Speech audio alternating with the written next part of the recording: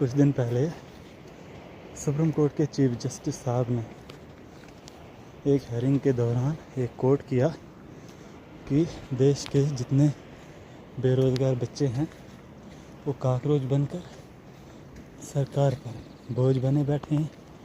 जब नौकरी नहीं मिलती, कोई एक्टिविस्ट बनता है, कोई मीडिया में चले जाता है, कोई आरटीआई लगा कर सिस्टम में बैठे लोगों को परेशान करता है। ये कॉकरोच हैं। जिसके बाद जवाब में देश के नौजवानों ने कॉकरोच जनता पार्टी भी बनाई। इस पर लगभग 12 मिलियन फॉलोअर्स हो गए।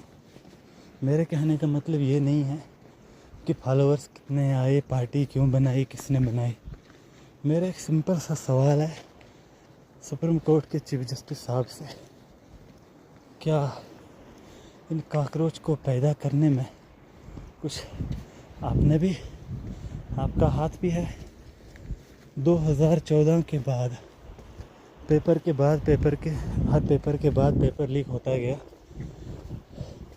अभी तक जितने केस भी सुप्रीम कोर्ट में गए बच्चे लेके, एक की भी फाइनल हियरिंग नहीं आई, ना ही किसी को सज़ा लगी।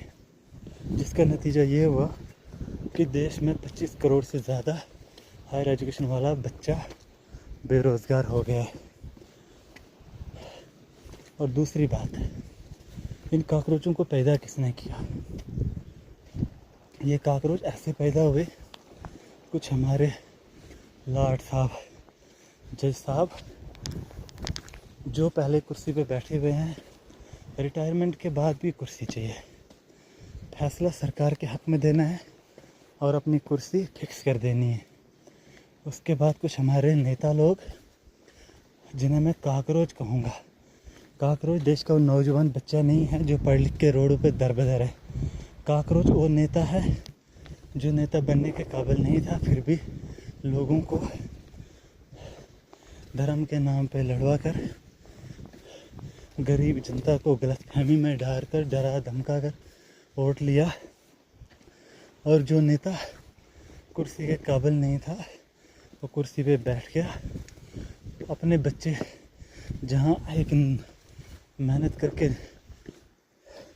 नौजवान जहाँ एडजस्ट होना था, वहाँ पहले ही एडजस्टमेंट करके अपने बच्चों की कुर्सियाँ सेव कर दी जाती हैं। तो इन कॉकरोचों को पैदा करने में चीफ जस्टिस साहब कुछ आपकी मेहरबानी भी है, कुछ नेताओं की भी।